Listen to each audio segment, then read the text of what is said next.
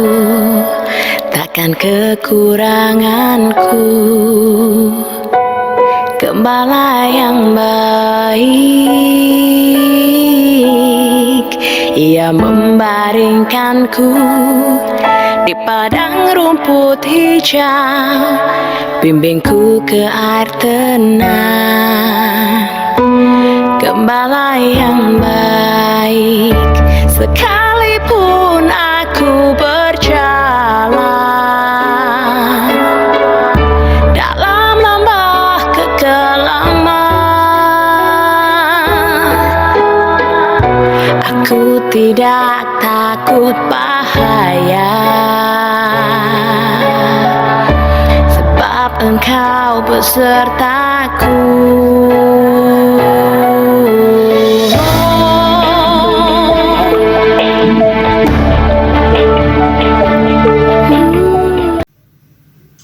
Shalom, puji Tuhan, selamat hari Minggu. Kita semua berada dalam perlindungan Allah yang Maha Kasih. Mari kita bersama-sama masuk di dalam hadirat-Nya, karena di hadirat-Nya kita merasakan ketenangan. Dialah yang termanis buat jiwa kita.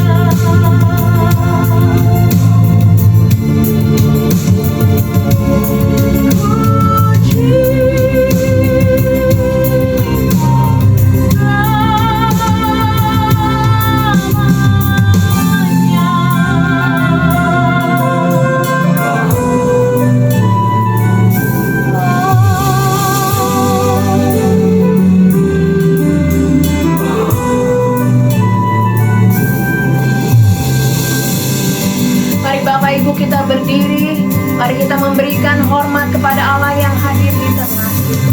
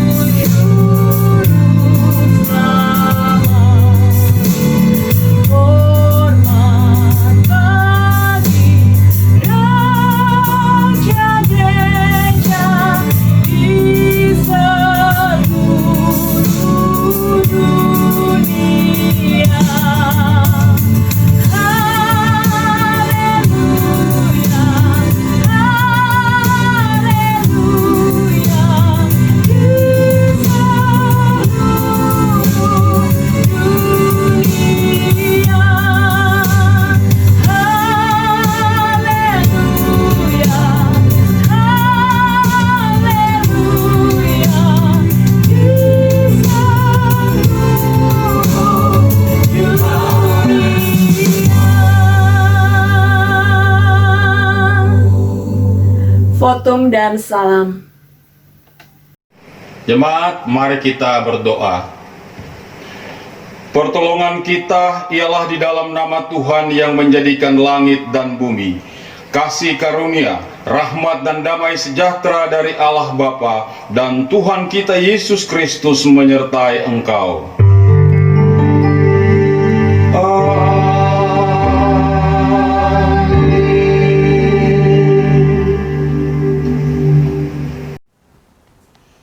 Nats pembimbing kita hari ini terambil dari Amsal pasal yang keempat ayat yang ke-23. Demikian firman Tuhan. Jagalah hatimu dengan segala kewaspadaan, karena dari situlah terpancar kehidupan.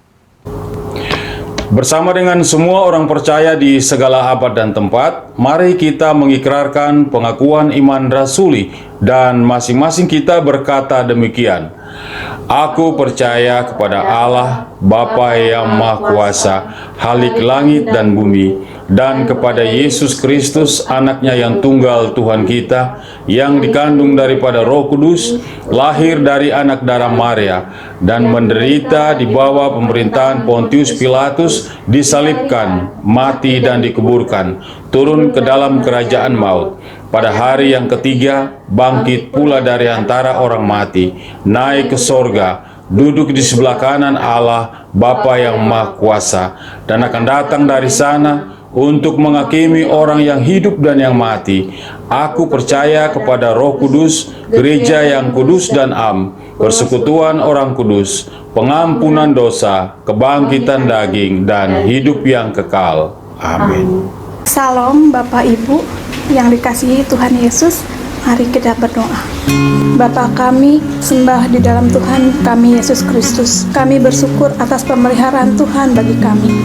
Di tengah segala kesulitan dan keterbatasan saat ini, Tuhan selalu setia menolong para pemerintah dalam menjalankan pemerintahan dengan baik. Kami bersyukur bagi seluruh umat Tuhan yang masih terus dapat beribadah serta melayani Tuhan. Juga kami bersyukur atas setiap keluarga dan setiap individu yang masih terus dapat menjalani kehidupan hingga saat ini. Kami berdoa bagi usaha pemerintah dalam menghadapi pandemi COVID-19, khususnya bagi usaha pemerataan infrastruktur teknologi di seluruh wilayah Indonesia. Kiranya Tuhan menolong agar pemerintah pusat, pemerintah daerah, dan perusahaan-perusahaan penyedia jaringan telekomunikasi milik negara maupun swasta dapat bersinergi baik dalam mewujudkan pembangunan infrastruktur penyedia sarana teknologi ini, dan kiranya melalui pemerataan pembangunan ini, Injil Tuhan juga dapat tersampaikan ke suku-suku di seluruh wilayah Nusantara. Kami berdoa bagi proses belajar dari rumah bagi setiap siswa di Indonesia saat ini. Kiranya Tuhan menolong dan memberkati orang tua yang saat ini memiliki peran yang sangat besar. Berikanlah kekuatan, hikmat, dan kesabaran kepada setiap orang tua, serta cukupkanlah segala kebutuhan mereka. Secara khusus kebutuhan sambungan internet yang sangat besar saat ini. Kiranya kerjasama antara orang tua dan guru dapat terjalin dengan baik. Tolonglah agar di tengah pandemik ini, orang tua dan guru Kristen dapat tetap mengedepankan pendidikan karakter yang serupa dengan Kristus dalam kehidupan anak-anak. Kami berdoa bagi orang percaya yang ada di Indonesia. Kiranya Tuhan terus memampukan kami agar tetap memiliki kerinduan untuk terus bertumbuh di dalam pengenalan yang benar akan Engkau.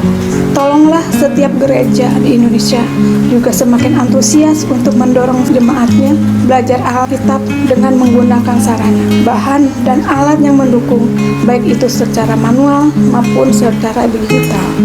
Kami berdoa bagi para misionaris di seluruh dunia, khususnya para misionaris Gereja Misi Injili Indonesia (GMII). Kiranya Tuhan terus meneguhkan iman mereka dalam menghadapi setiap kesulitan yang ada saat ini. Berkatilah pertumbuhan iman setiap orang yang dilayani, dan peliharalah kehidupan setiap misionaris dan keluarga mereka. Kami akhiri doa ini di dalam nama Tuhan Yesus Kristus yang telah mengajarkan kami untuk berdoa.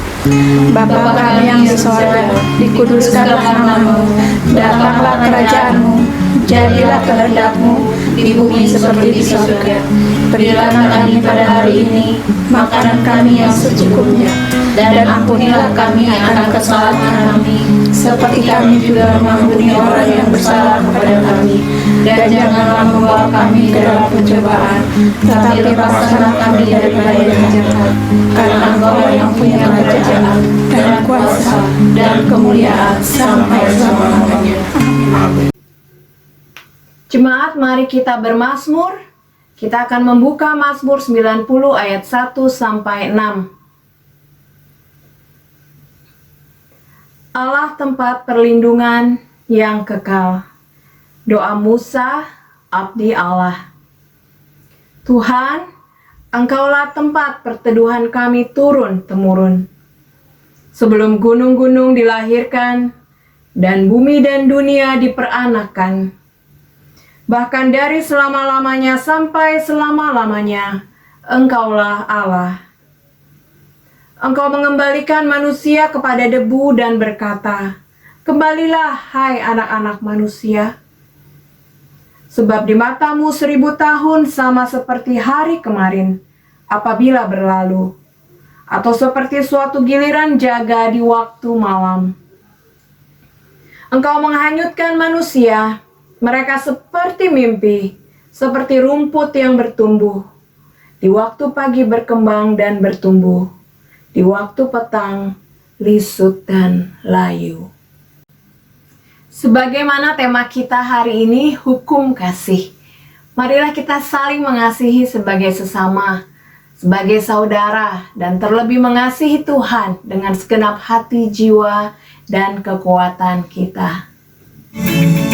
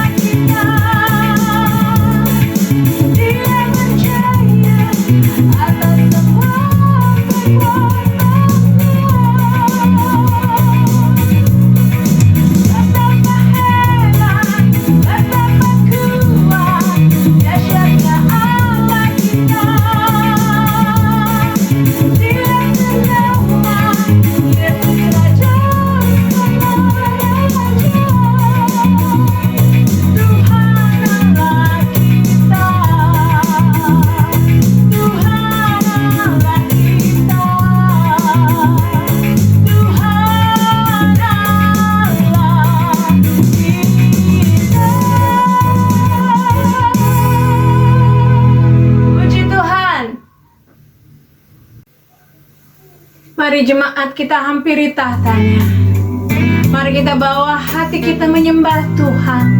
Dengan penuh kasih kita kepadanya.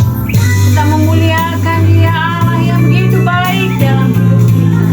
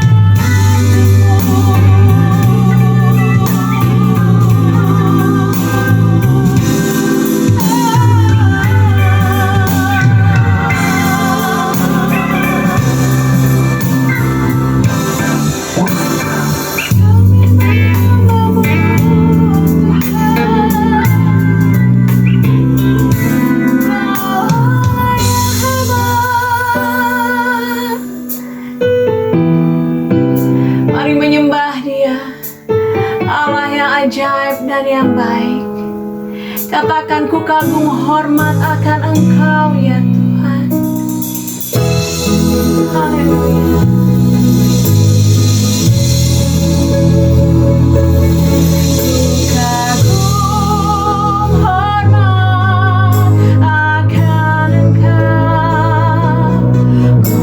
Ku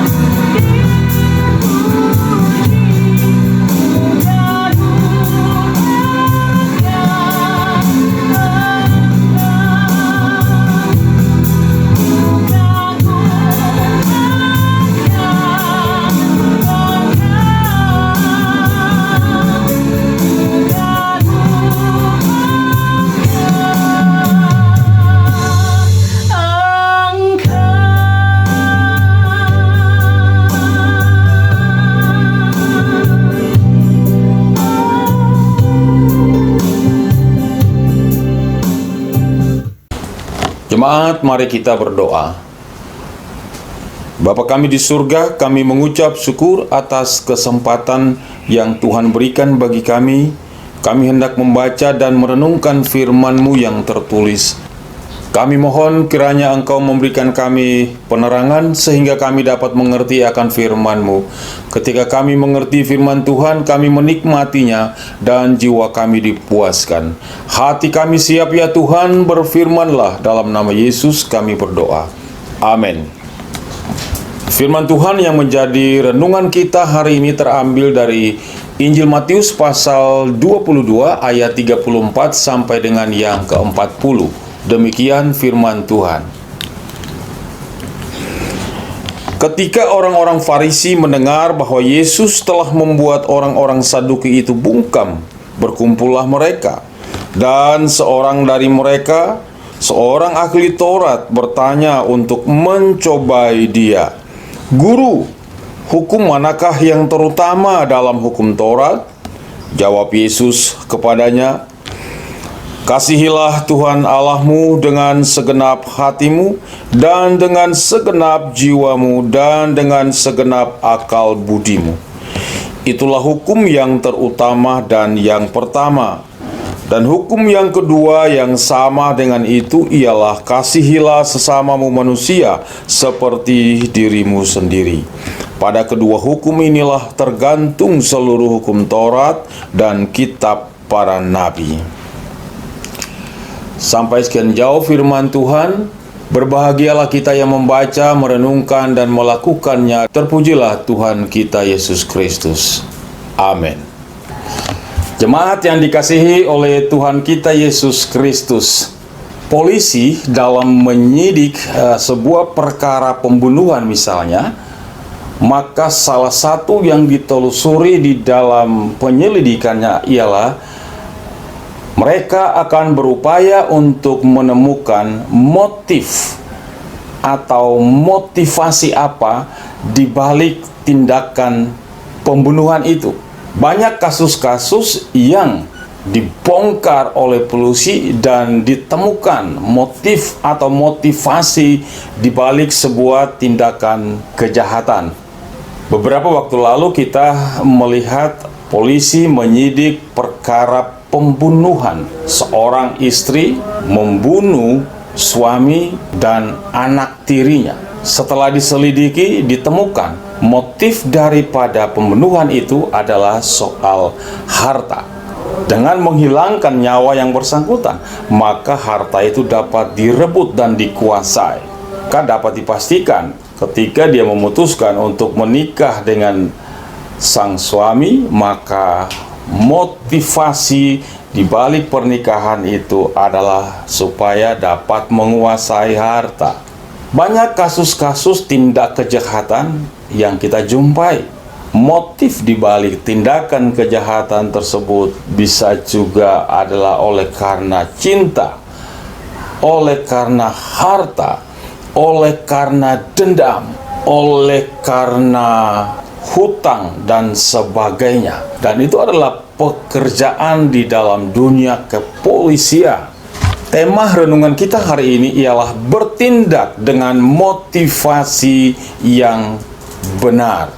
Didasarkan pada firman Tuhan yang kita baca, dan juga nanti kita akan melihat beberapa bagian dalam Alkitab tentang motivasi, bertindak dengan motivasi tertentu.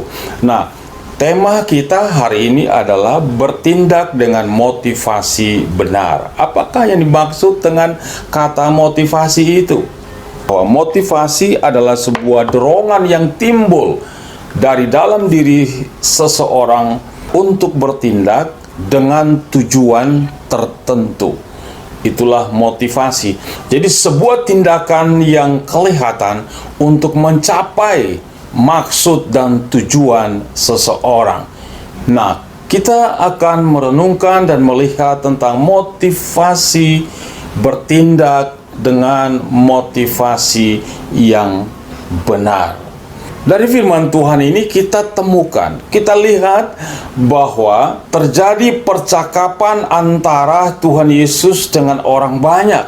Nah, ketika dia sedang bertutur kata, dia sedang mengajar, maka datanglah orang bertanya. Di dalam bacaan kita menceritakan tentang pertanyaan orang Farisi.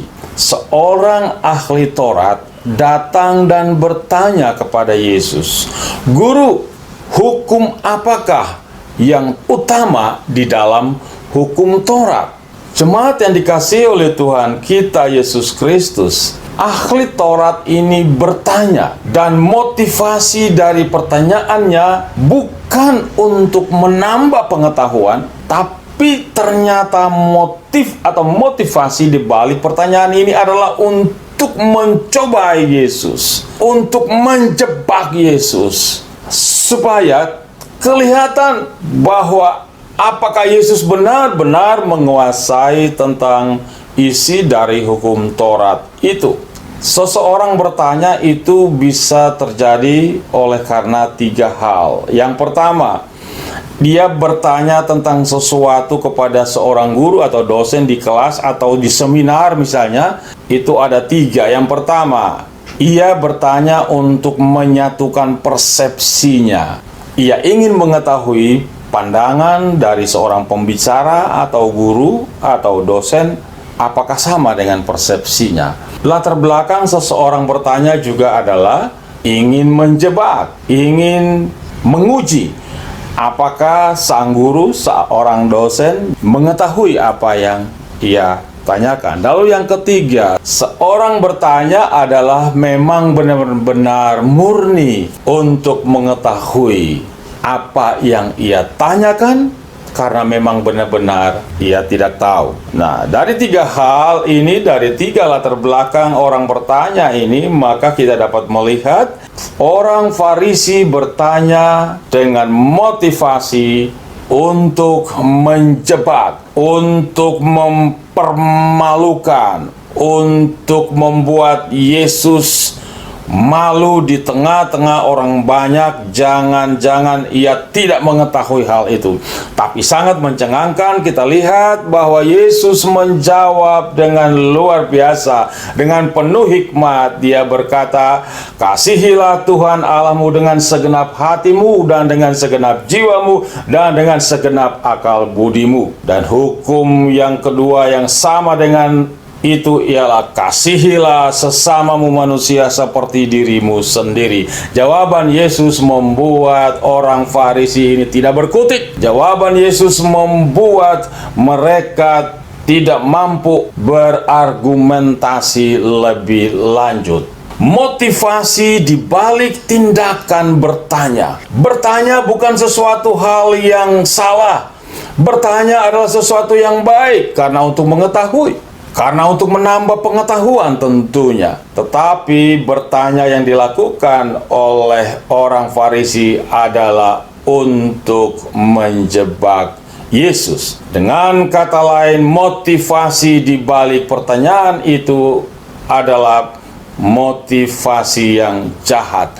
Jemaat yang dikasihi oleh Tuhan kita Yesus Kristus, kalau tadi kita melihat tentang orang Farisi ahli Taurat yang mengajukan pertanyaan kepada Yesus dengan maksud menjebak. Artinya apa? Bertanya adalah satu tindakan yang baik, hal yang positif. Tetapi ternyata tindakan yang baik itu dapat menjadi bungkusan untuk melancarkan motivasi yang buruk, yang jahat terhadap orang lain. Itu yang dilakukan oleh orang Farisi. Mari kita lihat salah satu kisah di dalam Alkitab tentang tindakan yang dilatar belakangi oleh motivasi yang jahat. Kita belajar dari kisah Daud dan Batseba. Semua kita telah mengetahui tentang kisah Daud dan Batseba pada sepotong cerita kehidupan dari Daud, bahwa pada suatu kali Daud mengalami kegagalan dalam hidupnya. Sebagai seorang raja, ia jatuh dalam sebuah skandal yang sangat memalukan dirinya sebagai seorang pemimpin, yaitu skandal perselingkuhan dengan Batseba. Kita semua tahu tentang cerita itu, bahwa pada suatu kali Daud sedang berada di rumahnya dan ia kemudian melihat Batseba.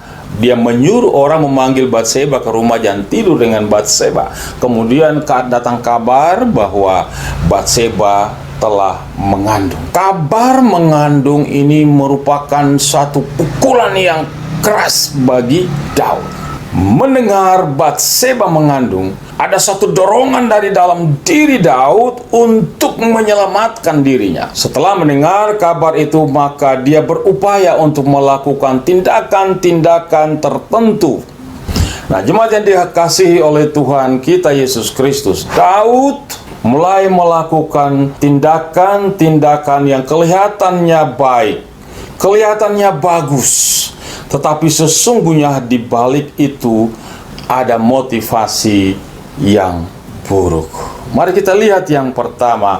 Ketika Daud mendengar bahwa Batseba telah mengandung, maka langkah pertama yang dia lakukan adalah memanggil Uria, suami Batseba, untuk pulang. Uria lalu dipanggil pulang dari medan pertempuran atau dalam tugas peperangan untuk bertemu dengan raja di istana. Apa percakapan di istana? Intinya adalah meminta agar Uria pulang dan beristirahat di rumahnya, tidur dengan istrinya Batseba. Sesaat setelah Uria pergi, Daud menyuruh orang untuk membawa hadiah kepadanya. Luar biasa. Tidak disebutkan, tidak diketahui apa isi hadiah itu, apa bentuk hadiah itu. Tetapi firman Tuhan berkata Daud memberikan hadiah kepada Uria. Keesokan harinya orang memberitahukan kepada Daud bahwa ternyata Uria tidak pulang ke rumahnya. Uria membaringkan dirinya atau tidur bersama dengan hamba-hamba Daud di depan pintu istana. Kabar ini membuat Daud makin gelisah. Kabar ini membuat Daud terus berpikir bagaimana caranya untuk membuat Uria dapat pulang ke rumah. Kemudian Daud memanggil Uria dan bertanya, "Mengapa kamu tidak pergi ke rumahmu dan tidur bersama dengan istrimu?" Kemudian Uria menjawab Daud demikian, "Tabut serta orang Israel dan orang Yehuda diam dalam pondok, juga tuanku Yoab dan hamba-hamba tuanku sendiri berkemah di padang. Masakan aku pulang ke rumahku untuk makan, minum, dan tidur dengan istriku? Demi hidupmu dan demi nyawamu, aku takkan melakukan hal itu." Sebuah jawaban yang keluar dari mulut Uria, seorang pejuang yang tangguh, lebih mengutamakan tugas dan tanggung jawab negara dan raja, dan bahkan lebih dari itu adalah tanggung jawab Tuhan. Dia tidak mau pulang ke rumah enak-enak di rumah. Dia memikirkan tentang tugas dan tanggung jawab sebagai seorang pejuang. "Tinggallah hari ini di sini, besok aku akan melepaskan engkau pergi." Demikian kata sang raja. Apakah benar sang raja melakukan demikian? Ternyata tidak. Maksud tinggal di sini ada rencana yang lain, maksud yang lain, motivasi lain untuk ia lakukan. Raja Daud kemudian mengundang dan melakukan makan bersama dengan Uria. Pada jamuan makan bersama ini, Uria dibuat mabuk. Uria dibuat mabuk dengan maksud agar Uria dapat pulang ke rumahnya dan tidur dengan istri. Kemudian apa yang terjadi? Ternyata tidak demikian. Alkitab mengisahkan bahwa setelah Uria makan bersama dengan Raja Daud, dia tidak pulang ke rumah, tetapi dia kembali ke tempat semula, membaringkan dirinya tidur bersama dengan hamba-hamba Daud di depan pintu istana. Daud kemudian mengetahui hal tersebut, maka dengan segala kebijakan, dengan segala kewenangannya, maka ia menulis sepucuk surat kepada Yoab, sang panglima perang yang ada di medan pertempuran. Surat itu berisikan strategi agar Uria menjadi korban dalam pertempuran. Isi suratnya kepada Yoab ialah, tempatkanlah Uria di paling depan, di tempat yang berbahaya, dan apabila terjadi serangan musuh, maka engkau mengundurkan diri dan membiarkanlah ia tewas. Uria membawa surat yang akhirnya membunuh dirinya. Jemaat yang dikasihi oleh Tuhan kita Yesus Kristus, melihat kisah tindakan-tindakan Daud terhadap Uria, maka sesungguhnya apakah motivasi Daud di balik semua tindakan itu? Seseorang membagi motivasi manusia itu minimal ada 4. Yang pertama, motivasi untuk kepentingan dirinya sendiri. Manusia memiliki motivasi untuk kepentingan orang lain. Orang lain yang dimaksud ialah teman, sahabat. Kemudian manusia juga memiliki motivasi untuk kemanusiaan. Ada tindakan-tindakan atau motivasi yang baik dan disertai dengan tindakan-tindakan untuk kemanusiaan. Dan kemudian motivasi yang keempat, manusia memiliki motivasi untuk kepentingan Tuhan.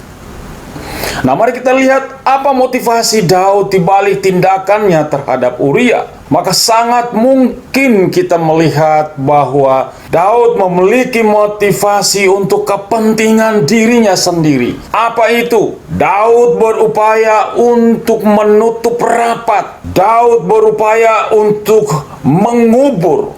Daud berupaya untuk menyembunyikan kesalahannya. Dan di balik upaya itu sesungguhnya ialah Daud takut kalau nama baiknya tercemar. Di belakang tindakan Daud adalah mempertahankan nama baik, martabat, gengsi sebagai seorang yang penting di tengah masyarakat. Oleh karena itulah dia memiliki motivasi tersembunyi di balik semua tindakannya untuk menutup rapat skandalnya dengan Batseba. Ia meminta agar Uria kembali pulang dan tidur dengan istrinya. Dengan demikian, kehamilan Batseba adalah kehamilan yang biasa, yang normal. Oleh karena apa? Karena Uria pulang dan tidur bersama istrinya. Maka anggapan masyarakat adalah hal yang biasa apabila mendengar kalau Batseba mengandung. Dan strategi yang dilakukan oleh Daud benar adanya, bahwa akhirnya Uria tewas dalam peperangan. Daud memiliki motivasi yang jahat. Daud memiliki motivasi untuk kepentingan dirinya. Daud memiliki motivasi hanya untuk melindungi dirinya dan mengorbankan Uria. Jemaat yang dikasihi oleh Tuhan, setelah kita mengerti tentang tindakan-tindakan Daud terhadap Uria, maka penting sekali untuk memikirkan tentang diri kita. Apakah tindakan-tindakan kita juga didasarkan pada motivasi yang benar? Dan apakah motivasi dari seorang anak Tuhan, motivasi dari seorang Kristen, motivasi kita sebagai anak Tuhan adalah motivasi yang telah telah disucikan, motivasi yang telah dikuduskan oleh firman Tuhan, dan itu akan melahirkan sebuah tindakan-tindakan yang benar. Jadi tindakan yang benar lahir dari motivasi yang benar. Motivasi yang benar memungkinkan tindakan kita benar, dan kebenaran itu ukurannya adalah firman Tuhan. Amsal 4 ayat 23 berkata, "Jagalah hatimu dengan segala kewaspadaan, karena dari situlah terpancar kehidupan." Jagalah hatimu dalam segala kewaspadaan, sebab dari sanalah terpancar kehidupan. Kita harus menjaga hati kita, dikontrol oleh firman Tuhan, karena dari situlah terpancar kehidupan kita. Bagaimana tindakan, bagaimana perilaku kita, dan bagaimana motivasi kita sangat-sangat dipengaruhi oleh firman Tuhan yang menguasai hati kita. Firman Tuhan di dalam Kolose pasal 3 ayat 23 berkata, "Apapun yang kamu perbuat, perbuatlah dengan segenap hatimu seperti kepada Tuhan dan bukan kepada manusia." Motivasi orang Kristen adalah motivasi yang telah diseleksi oleh firman Tuhan, yang telah dikuduskan oleh firman Tuhan. Maka hal itu memungkinkan kita bertindak secara benar. Mari kita memikirkan aplikasi penerapan dari firman Tuhan ini dalam hidup kita. Bertindak dengan motivasi benar. Merujuk kepada 4 motivasi yang disebutkan tadi, bahwa manusia memiliki motivasi untuk kepentingan dirinya. Manusia memiliki motivasi untuk kepentingan orang lain, teman-temannya. Manusia memiliki motivasi untuk kemanusiaan. Maka tindakan-tindakannya juga akan untuk menolong sesama manusia. Motivasi yang paling utama adalah demi kepentingan Tuhan, dan tindakan-tindakan itu juga akan terwujud di dalam perbuatan kita. Saya sebagai seorang hamba Tuhan, apakah motivasi saya dalam pelayanan? Apakah untuk kepentingan dirikah? Kepentingan sesama manusia? Atau untuk kepentingan Tuhan?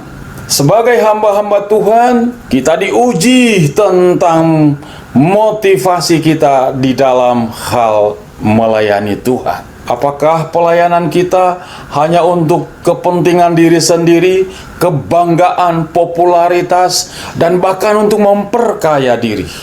Itu sangat ditentukan seberapa jauh firman Tuhan itu mempengaruhi hidup kita. Sebagai seorang pengusaha, dalam bekerja, dalam berusaha, motivasimu apa?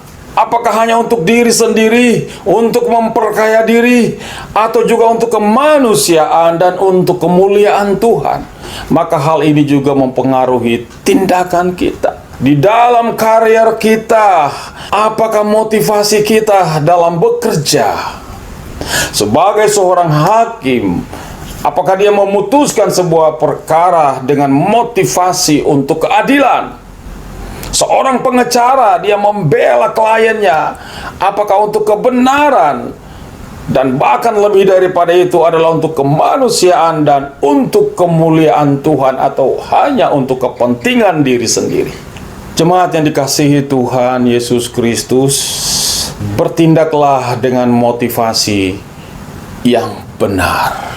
Jemaat yang dikasihi oleh Tuhan kita Yesus Kristus, tema firman Tuhan dan renungan firman Tuhan yang telah kita dengar hari ini dapat kita aplikasikan dalam seluruh bidang kehidupan kita. Di dalam karier kita dapat kita pertimbangkan, dapat kita renungkan, apakah kita memiliki motivasi yang benar, motivasi yang telah disucikan oleh firman Tuhan. Sebagai seorang pengusaha, apakah kita bekerja dan berusaha, motivasi kita adalah untuk kemuliaan Tuhan atau kepentingan diri kita sendiri? dan kemudian pada bidang-bidang kehidupan yang lain. Sebagai seorang hakim, seorang pengacara yang bergerak di bidang hukum, apakah motivasi kita untuk menegakkan hukum dan untuk kemuliaan Tuhan dan untuk kepentingan kemanusiaan? Jemaat yang dikasihi Tuhan, maka seluruh bidang kehidupan harus dikoreksi oleh firman Tuhan. Kita sebagai hamba-hamba Tuhan di dalam hal melayani, apakah untuk kemuliaan Tuhan? Motivasi kita adalah untuk kepentingan diri, untuk keuntungan diri, untuk popularitas, atau untuk kemuliaan Tuhan. Orang tua yang membesarkan anak, orang tua yang menyekolahkan anak, merindukan agar anak-anak berhasil, anak-anak menjadi orang yang hebat. Ada sebuah pertanyaan di balik semua itu. Apakah ini untuk kemuliaan Tuhan? Motivasi kita apakah untuk kemuliaan Tuhan, atau untuk popularitas, atau untuk kebanggaan diri agar kita dipuji-puji bahwa anak-anak kita hebat? Semua tindakan kita diuji oleh firman Tuhan. Saya mengucapkan selamat kepada seorang kawan yang telah memperoleh gelar doktor. Saya japri. Lalu suatu ketika kami berbicara lewat telepon dan saya tanya kepada yang bersangkutan, teman saya ini, kuliahnya berapa lama dan disertasinya apa? Itu cuma main-main sajalah, cuma sebentar. Dan terkesan ia menghindar dari pertanyaan saya. Maksud saya ialah kita semua diuji motivasi. Kita sekolah tinggi, memiliki gelar tinggi, doktor. Apakah untuk kemuliaan Tuhan? Motivasi kita apa? Berguna bagi kemanusiaan, berguna bagi pelayanan, atau untuk kehormatan diri? Semua punya hak, semua punya kesempatan untuk melakukan ini, untuk mencapai yang terbaik. Tapi sekali lagi, motivasi di balik semua tindakan kita, apakah untuk kemuliaan Tuhan? Banyak bidang-bidang kehidupan kita yang dikoreksi oleh firman Tuhan. Banyak tindakan kita yang perlu dikoreksi oleh firman Tuhan. Motivasi kita di balik tindakan kita dikoreksi oleh firman Tuhan. 4 alat ukur tadi. Motivasi kita itu untuk kepentingan diri, untuk kepentingan kemanusiaan, kepentingan orang lain, atau untuk kepentingan Tuhan. Maka jawabannya adalah kembali kepada diri kita sendiri, bahwa hanya Tuhan yang mengetahui segala sesuatu, dan Tuhan dengan firman-Nya yang akan menyeleksikan dan memurnikan motivasi kita. Kiranya firman Tuhan hari ini dengan tema bertindak dengan motivasi yang benar dapat kita renungkan, sehingga kita memikirkan dengan baik apa motivasi kita di dalam melakukan sesuatu. Mari kita menguji motivasi kita dengan firman Tuhan. Amin. Mari kita berdoa. Bapa kami di surga, kami mengucap syukur atas firman-Mu yang sudah kami baca dan kami renungkan. Segala pujian, hormat, dan kemuliaan bagi Tuhan. Biarlah Tuhan yang Maha Tahu hati dan pikiran kami, Tuhan yang Maha Tahu yang menguji hati dan pikiran kami dan motivasi kami. Dan biarlah kami memberi diri kami, memberi hidup kami diuji oleh Tuhan, sehingga tindakan dan motivasi kami sesuai dengan firman-Mu. Dalam nama Yesus kami berdoa. Amin. Sebelum kita memberikan persembahan, mari bersama-sama kita berdoa. Bapa yang di dalam surga, kami bersyukur kepadamu ya Tuhan. Hari ini kami akan sama-sama memberikan persembahan. Tuhan memberkati persembahan-persembahan kami ini Tuhan. Biarlah sungguh persembahan ini dapat dipakai untuk kemuliaan Tuhan. Melayani Tuhan melalui gereja kami GMI Immanuel. Biarlah jiwa-jiwa semakin banyak dimenangkan untuk kemuliaan bagi nama-Mu saja. Terima kasih ya Bapa, inilah persembahan kami. Di dalam nama Yesus kami berdoa dan mengucap syukur. Haleluya. Amin.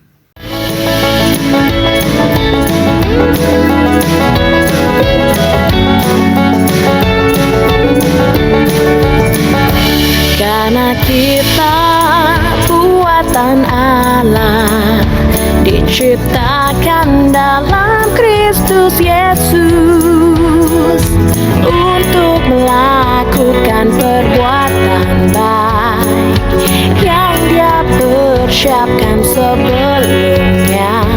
Dia mau kita hidup dalamnya, berlari-lari pada panggilannya, berjalan-jalan dalam rancangannya, berlari-lari pada tujuannya, berjalan-jalan dalam kehendaknya.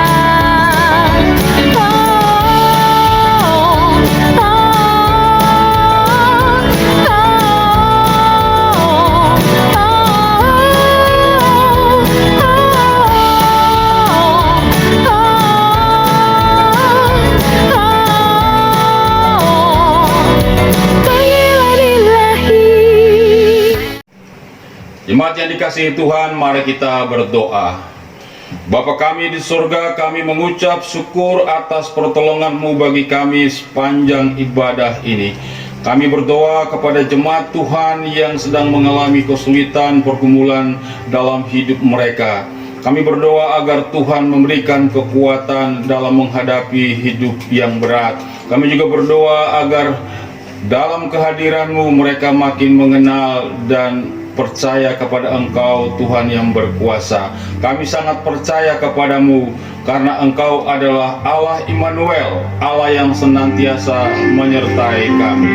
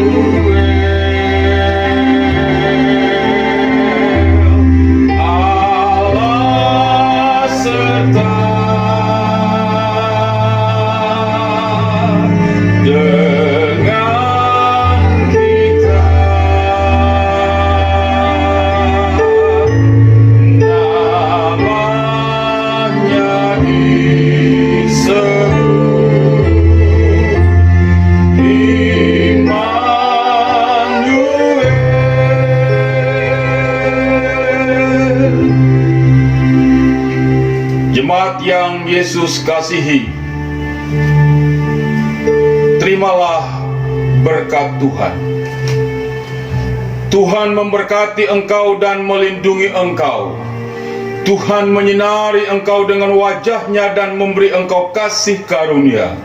Tuhan menghadapkan wajah-Nya kepadamu dan memberi engkau damai sejahtera.